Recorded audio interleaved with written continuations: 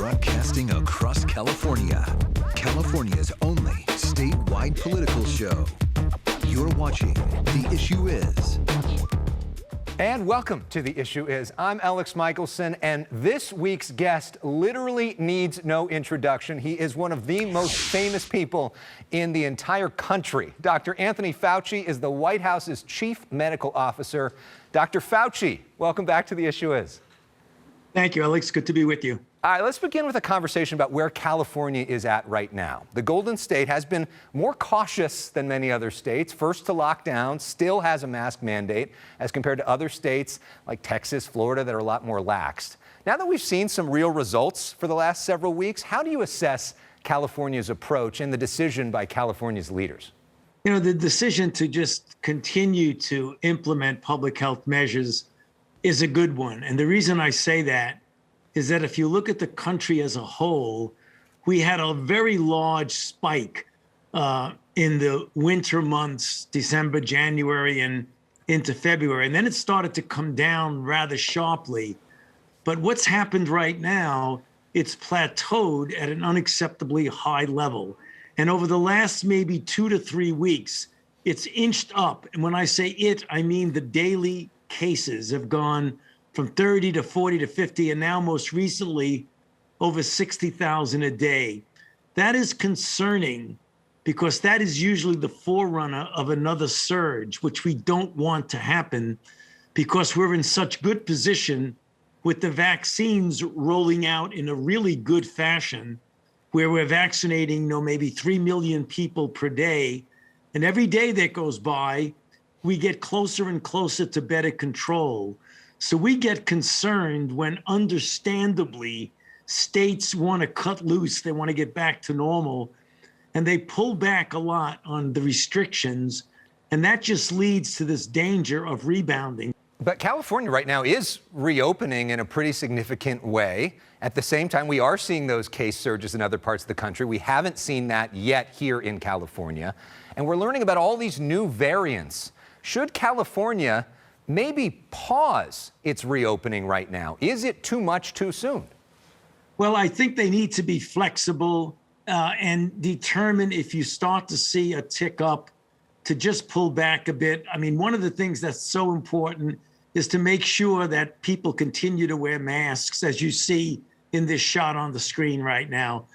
The issue of restaurants and bars and things, that can be problematic if people start congregating indoors a bit too much, and then you could get the concern that I'm talking about. This week we had news that Johnson & Johnson had to essentially toss out 15 million doses of the vaccine because of human error at an American plant. How does that happen? And what does that do to our timetable for vaccinations in this country? Well, Alex, you answered your own question. It happened because it's human error. Yeah. And those things do happen.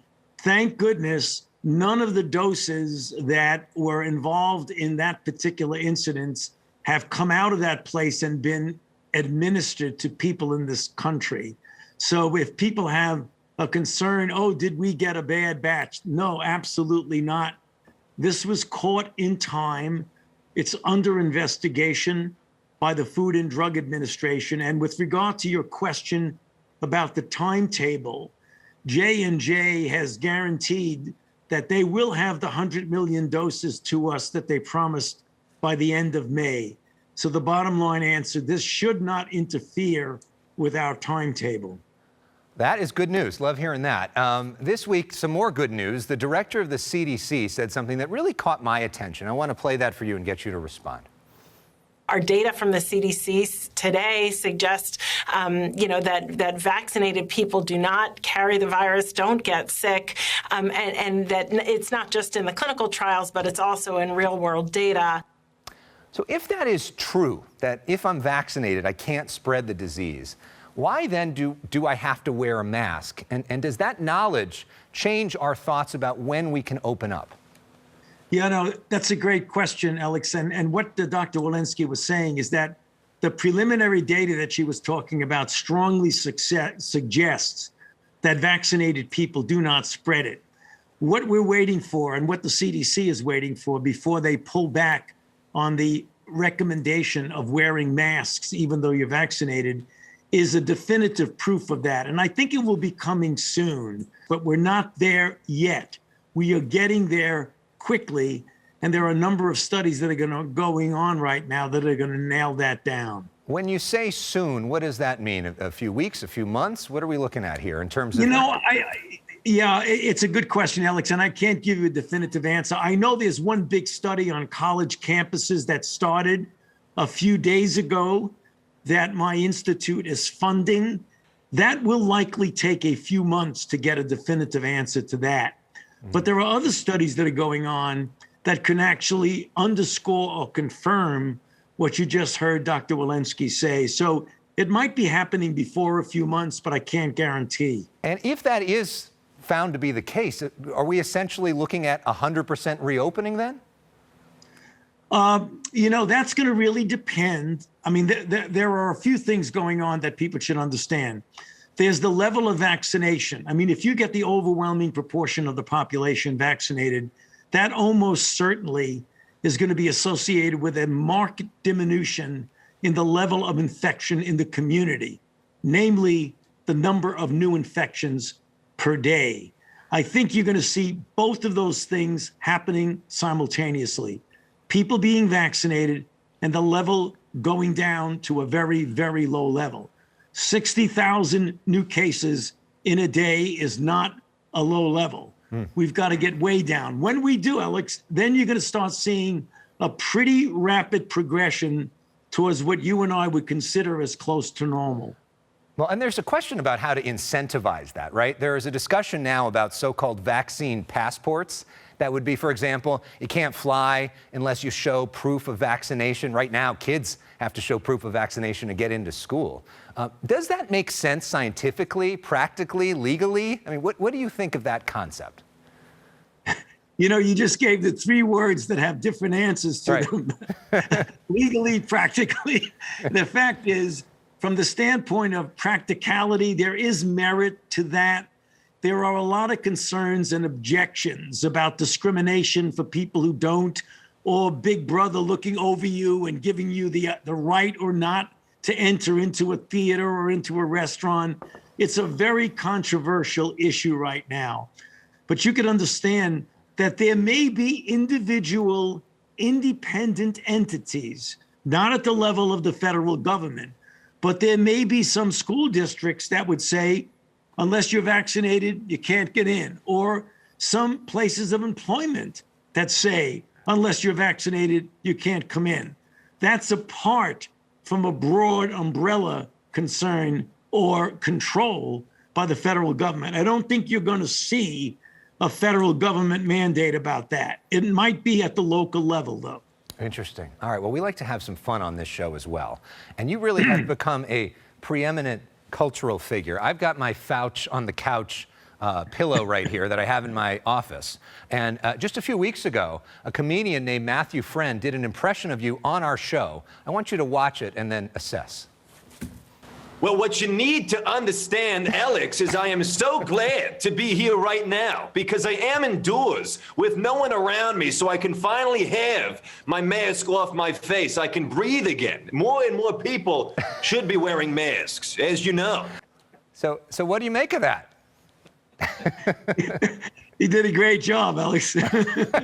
So what is the weirdest or coolest or most unexpected thing that's happened to you since you've become this sort of newfound cultural figure? A moment of that was just so surreal for you. Oh, there were several of them, but one that I do remember was doing an Instagram with Julia Roberts, one of the most extraordinary, beautiful, and talented actresses, sitting there and having a conversation, in the sense of our being friends, So who would have thought when I was watching A Pretty Woman a couple of decades ago that I'd be sitting down having a conversation with Julia Roberts? She really is an extraordinarily nice person. It's just, that was very impressive upon me. What a really nice person she was. You are the new Richard Gere, Dr. Fauci. Before we go, one more fun thing. I know you're a big basketball guy like me. You joined us on our show 9 months ago, and you made this prediction. Who's going to win the NBA Finals this year? Well, I have to say the Lakers for sure. You were right. So this year, Lakers are tough. You're a Brooklyn guy. They got a good team going. Who wins the finals? I still think it's going to be the Lakers, to be honest with you. And I said that, I got a couple of phone calls from Brooklyn saying they're going to disown me because I didn't say Brooklyn, but I still got to go with L.A. All right, and you're also a huge baseball guy. Opening day this week, that's a moment to celebrate for this entire country. Who do you think wins the World Series? I get asked this. I have great confidence in the Nats. They had a really bad year last year. They came in last. But remember, in 2019, they were spectacular and won the World Series. So we're going to see a repeat of 2019. Well, of course, we here in Los Angeles are rooting for a repeat of 2020 when the Dodgers won the World Series. Dr. Fauci, we love to play music on this show. So we are now going to play George Harrison's Here Comes the Sun. Because at the max vaccination site at the Moscone Center in San Francisco, they play this song as people are vaccinated, and then the people cheer when they hear it. So hopefully see a lot of sunshine in the coming months. Dr. Fauci, thank you for all that you have done for this country. Thank you very much, Alex. Great to be with you. And here comes Carla Marinucci and John Myers, our political panel, up next. Look at that. We've done this before.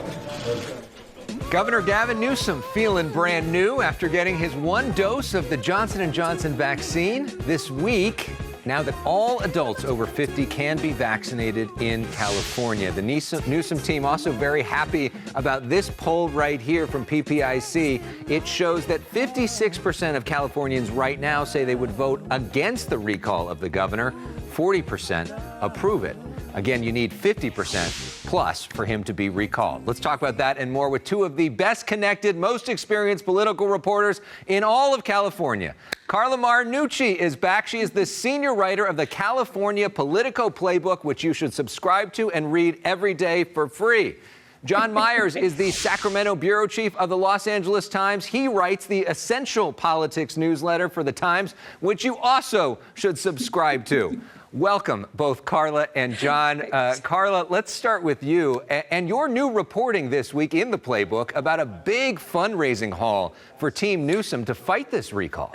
That's right. I mean, the governor got a shot in the arm politically as well. When you can raise $3.1 million in 2 weeks, that's what his campaign has dragged in from donors all over California, from every county, small dollar donors. That's a big deal. He's coming up on the $4 million that the Republicans have raised since last February. In 2 weeks, they've done that.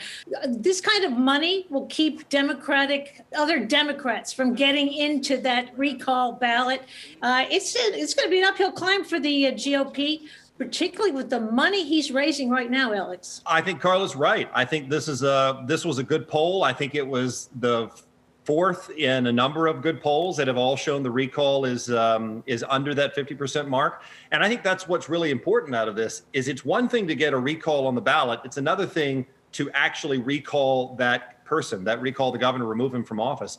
And the governor's supporters seem to be okay. And I also found interesting, Alex, in this PPIC poll that you referenced, is that people have a generally good feeling about where the state is headed and about the pandemic at this point. And those are really key issues if you're deciding whether or not to keep this governor. Of course, there's only been one successful recall in the history of California, and that is when Gray Davis was recalled. Arnold Schwarzenegger came in. Carla, just this week, you had the one and only interview that Arnold Schwarzenegger has done this year talking about the recall. What did he tell you? I mean, Schwarzenegger captured lightning in a bottle back then with that recall as being the #1 action hero in the world at the time when he ran. Look, that's not going to be repeated. But what he told me is there are a number of parallels in terms of the voter dissatisfaction, the voter anger with politicians at the highest level. He said this is not about party. This is about the people's anger, and that politicians better listen to that anger or they're going to pay for it. I mean, it was interesting that he noted, there is no Schwarzenegger-like character in this recall right now, Elex, but he said, hey, it could happen. He got in very late. There could be a George Clooney, a Brad Pitt who would get in. And I think most political reporters would say, please, George Clooney and Brad Pitt get in. That would make it very exciting. Yeah. And of course, Arnold Schwarzenegger announced on The Tonight Show, but if any of those folks want to announce on The Issue Is, they are welcome to do that. All right, well, up next, get ready because here she comes. Kamala Harris making her first major appearance in California as vice president next week.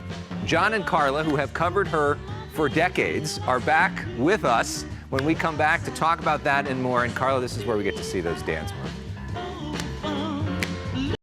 California, here I come, right back where I started from. Back in 1955, the I Love Lucy crew headed west singing California, Here We Come.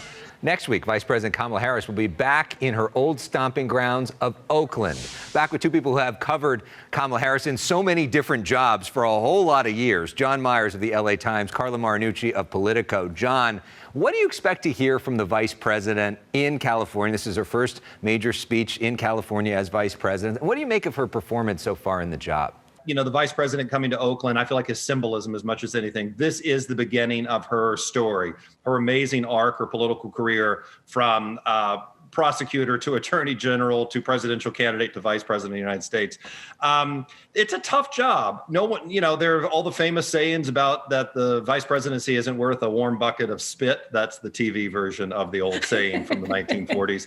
It's what you make of it. And so far, she's clearly a very hands-on partner with President Biden. And so I think she's going to talk about the Biden-Harris agenda when she's back. And I bet she's going to get a huge audience, huge support for that, because it is her home base of Oakland. But now she's got a very tough job that Joe Biden has given her, which is to basically be in charge of what's happening in the border. For a Democrat, that may not be the job that you want. Boy, this is politically treacherous waters that she has been thrown into by Joe Biden, Alex, in terms of, this is the biggest headache, the biggest challenge for the administration, let's face it. And it's, by the way, it's a challenge that Joe Biden got as vice president. That's how long this has been going on. There's only so much that the White House can do on people coming across the border. This is coming in waves. But the bottom line is, Harris has to go in there and take on a diplomatic portfolio. That is new for her. The White House has stressed she's not a border czar. She's not the immigration czar. But the bottom line is Republicans are going to target her on this. They're going to try and hurt her chances in 2024 or 28, whenever it is. She is the leading contender. There's no doubt about it. So a lot riding on it for her. Up next, do you ever say something and immediately after you say it, you start to go crazy? Well, this week, First Lady Jill Biden's advisors are probably going crazy after her appearance here in California. So, what is the most embarrassing thing that our guests, these veteran political reporters, have ever seen in the field?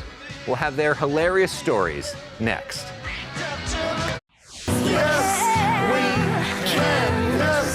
In 2008, Will.i.am went viral for this song about one of Barack Obama's most famous slogans, Yes, we can. In Spanish, of course, that's Si se puede, which was often chanted at Obama-Biden events. Well, this week, First Lady Jill Biden was in Central California to honor Cesar Chavez's birthday. And when it comes to proper Spanish pronunciation, apparently, no, she can't. So say it with me. Si se puede. It is funny every single time I hear it. So, how does that happen? Back with us is Carla Marinucci from Politico and John Myers of the LA Times. We all make mistakes, and God knows I've pronounced things wrong over the years as well. John, I'm wondering, you've spent so many years reporting in the field and seen a lot of crazy things over the years. What is the most embarrassing moment that you've witnessed in politics over the years? Well, the winner for me, at least in this category, is going to be me doing an interview with Bill Simon, who was the Republican candidate for governor in 2002. I don't know who it was embarrassing for, Alex, but I'll let you decide when I tell it. It was 2003. He lost the 2002 gubernatorial race horribly to Gray Davis. I asked him at a state Republican Party convention. I was interviewing. I was in radio then, had my microphone. And I said, what do you say to Republicans who think you brought the ticket down this past fall? And as I asked him that question, we were walking by the men's room in the hotel. He took a left turn, walked into the men's room, left me standing there with his wife and the microphone in my hand. I waited outside the door, and then I continued the question when he came back. I decided not to follow him in. Oh, you didn't follow him in. Well, maybe that was a metaphor for the way that things were going for him politically, walking into the bathroom. That's quite something. Thanks for that image, John. Carla, what about you? Mine involves Schwarzenegger. I was pushing for a big interview with him from Paris. He was at an international conference. The call came in at 5 a.m. I answered it excitedly, and I realized it was a FaceTime call. I had no makeup on. I looked like the Bride of Frankenstein with a fuzzy pig robe on. And I heard silence. And then the trademark voice that said, Carla, you look so becoming. that was Oh, man. mine. One time when I was interviewing Senator Dianne Feinstein, I was so nervous because we were supposed to do it outside and they moved it inside right away. And I had all this long underwear on in Washington and was sweating so badly that she pulled me into a second office to wipe me down. Let me get you some Kleenex. Hold on a second. Okay. Well, here, give this to me, please. Yeah. Oh, gee, this is good. Okay. I was like, she said, you'll never forget this. And I said, nope, never will. Now, before we go for this week, a quick programming note. Next week, we got quite the panel here on The Issue Is. Progressive attorney Gloria Allred will be with us, former White House Communications Director Anthony Scaramucci, and conservative commentator Alicia Krause of The Daily Wire. That will be a conversation you will not see anywhere else. One last thing, guys, as we go, in the honor of The Daily Show with Jon Stewart, which used to end episodes with its moment of Zen every week. There's no doubt what our moment of Zen is this week. So, Director Francis, can you play it? Yes, you can. So say it with me. Si se puede.